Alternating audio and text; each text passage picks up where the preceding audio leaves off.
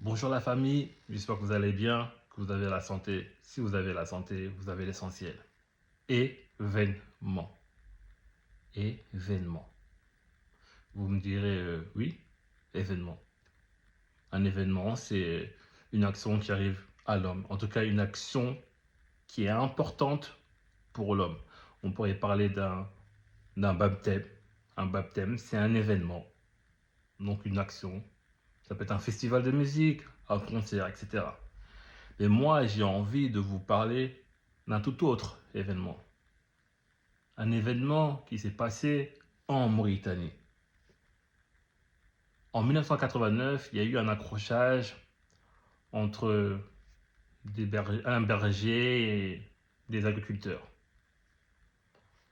Au niveau du fleuve, dans la région ou dans la localité en tout cas de Jawara. Et des affrontements entre un Mauritanien et des ou un des Sénégalais. Il y a eu des affrontements réguliers dans cette zone-là, entre les bergers et les agriculteurs. Et puis un jour, un Mauritanien a eu un accrochage avec euh, des peuls de la vallée au niveau des peuls sénégalais. Et du coup, les autorités locales mauritaniennes ont décidé en amont de venir porter secours à à leur, euh, j'allais dire leurs ressortissants, qui a eu des problèmes avec des frontaliers. Du coup, s'ensuit des morts. Puis une escalade s'enchaîne entre deux États, entre le Sénégal et la Mauritanie. Des morts mauritaniens qui ont leur boutique à Dakar, etc., vont être vandalisés. D'un autre côté, on aura des centaines ou du moins des milliers, donc des dizaines de milliers d'expulsés, ressortissants entre guillemets du sénégalais au niveau de la Mauritanie. Donc il y a eu de l'escalade. Il y a des centaines de morts de part et d'autre. Pour une histoire entre un agriculteur et un berger dans une zone frontalière. Ça, c'est entre deux États. Ce qu'on appelle événement 89. En tout cas, une partie de l'événement. Parce qu'il y a une autre partie aussi. Mais là, elle est tout autre. Elle est interne à la Mauritanie. Dans les années 80, le FLAM, qui est Force de libération africaine mauritanienne, publie un manifeste. Le manifeste s'appelle le manifeste des négros mauritaniens qui, en gros, va décrire la discrimination, excusez-moi, la discrimination, l'injustice que subit les négros mauritaniens. C'est dans les années... Le manifeste apparaît dans les années 83. Juste après, Maruia, Siloutaya, arrive au pouvoir à l'aide d'un coup d'État. Lui, il arrive au pouvoir. Dans les années 84-85, il arrive au pouvoir. Au moment où il arrive au pouvoir, des années après, il aurait lieu un coup d'État formant. Il y aurait, si vous voulez, une planification de coup d'État contre Maruia en 1987. Ceux qui auraient planifié ce coup d'État contre Maruia n'ont pas eu droit comment dirais-je, n'ont pas eu droit à pouvoir plaider leur affaire au sein de la justice. Non, non, ils ont été sommairement exécutés. C'était en 87. Et puis en 89, comme je vous l'ai dit juste avant, il y a eu l'événement entre le Sénégal et la Mauritanie. Mais cet événement-là aussi, il y a eu au sein de la Mauritanie. On a tout au long de 89 à 91, il y a eu des milliers et des milliers d'exilés, les gens qui ont été exilés, en tout cas contraints à l'exil, c'est les négros mauritaniens, c'était les Peuls, les Wolofs, et des soninké entre le Sénégal et le Mali. En sachant que en Mauritanie, il y a des Peuls, il y a des soninké, il y a des Wolofs, il y avait à un certain moment des Bambara. Au Sénégal, il y a des soninké, il y a des Wolofs, il y a des Peuls, il y a d'autres communautés. Au Mali, idem, il y a des soninké, des Bambara, etc. Du coup, le gouvernement mauritanien, sous prétexte qu'il est il y a un affrontement, il s'affronte avec le gouvernement sénégalais, et ben là, il décide d'expulser des gens. Mais des milliers d'expulsés sont partis.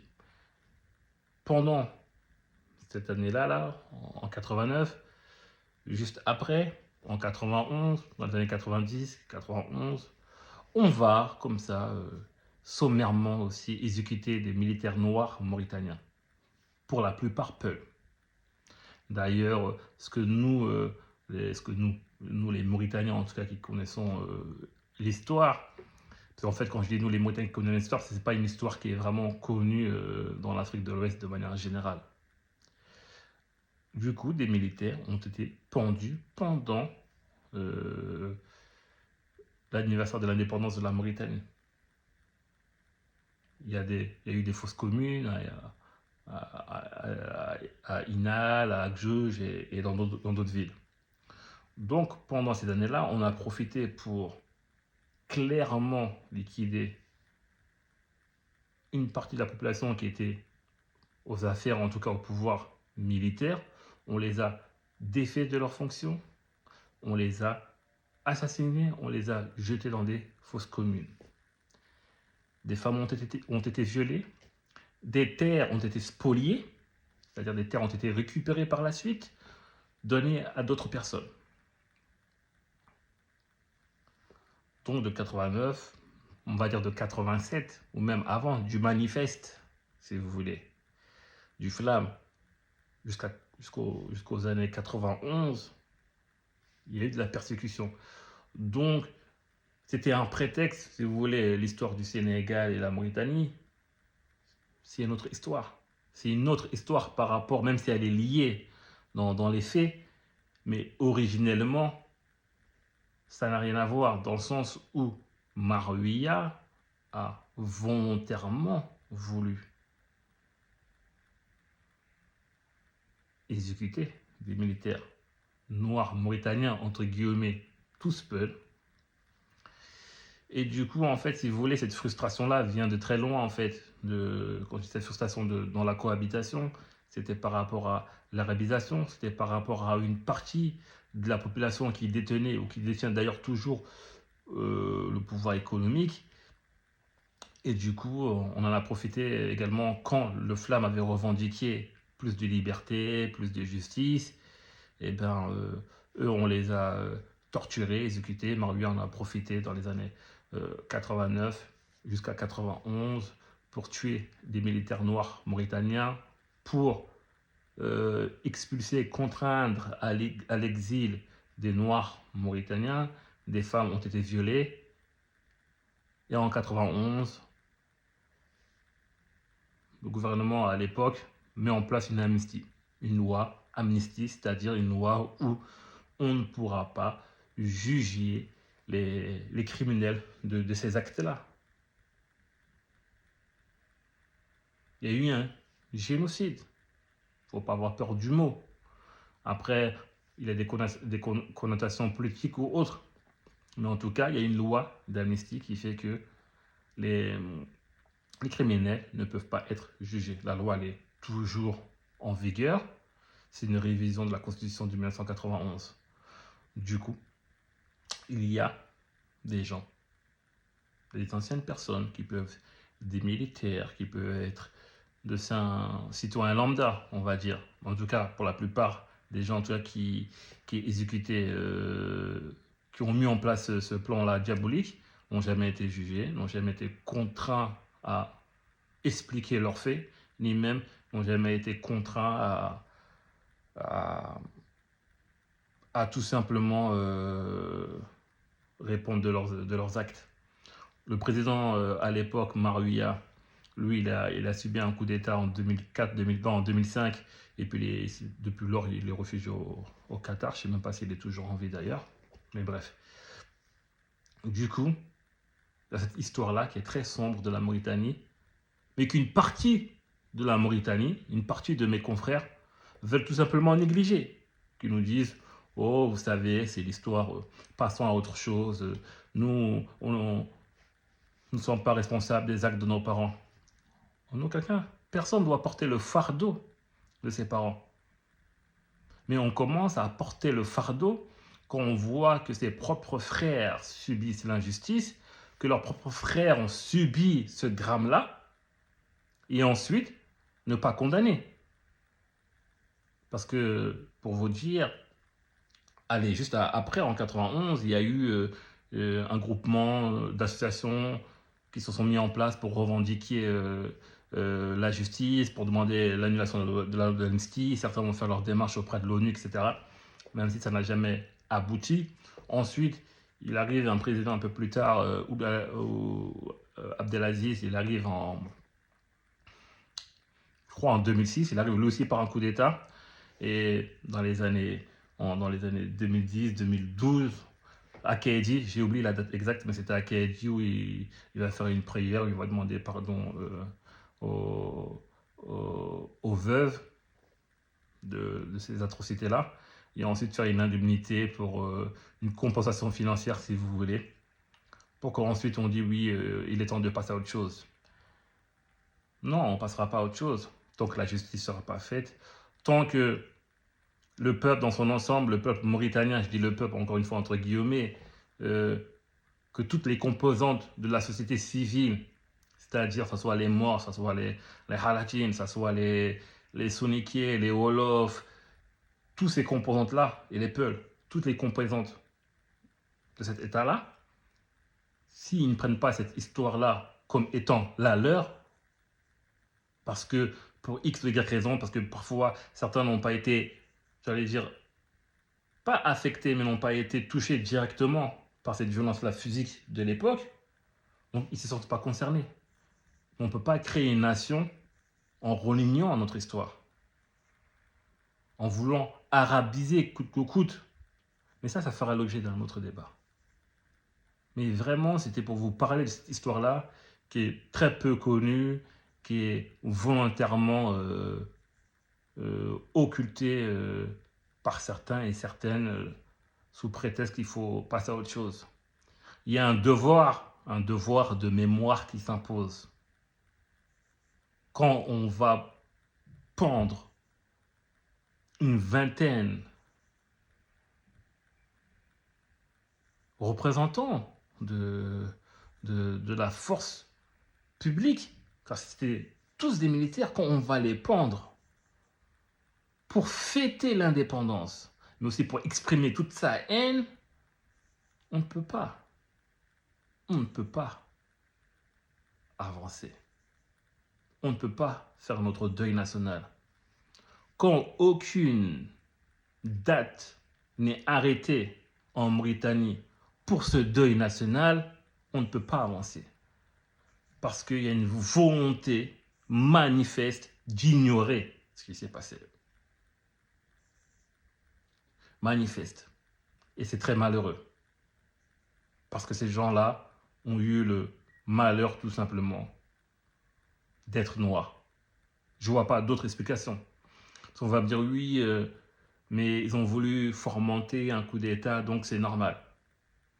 Hanana qui a aussi fait un coup d'État. Pour ceux qui ne savent pas, Hanana, bon, c'est un citoyen mauritanien qui a fait un coup d'État, bon, qui a fait quelques mois de prison, ensuite il est ressorti, et le comble de tout cela, il a pu se présenter dans un mandat, je ne sais plus, législatif, je pense, dans un mandat parlementaire, il a été élu en tant que parlement. C'est le comble du comble. Des gens ont menti, des gens ont tué, des gens ont assassiné, des gens ont brisé des familles, à jamais. Et vous voulez que, sous prétexte de cohésion nationale, encore une fumisterie conceptuelle qui ne veut absolument rien dire, sous ce prétexte-là, vous voulez qu'on oublie, qu'on met de côté. Non, on a un devoir de mémoire.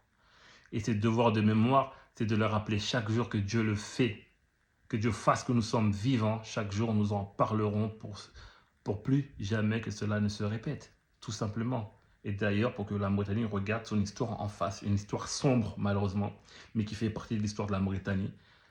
Ça, on ne pourra jamais le retirer.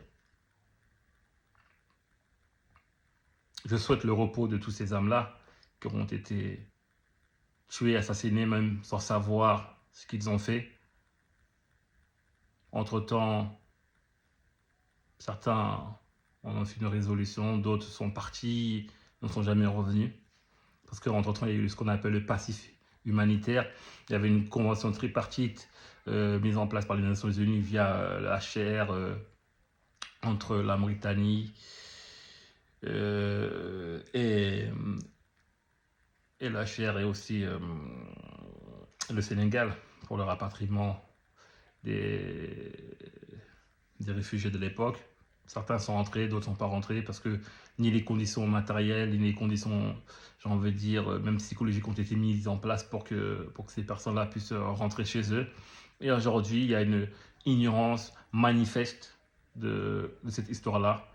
Une seule communauté en parle, c'est malheureux, c'est très malheureux. La seule communauté qui en parle, c'est la communauté Peul. Elle en parle parce que c'était la principale victime de la haine des hommes politiques de l'époque.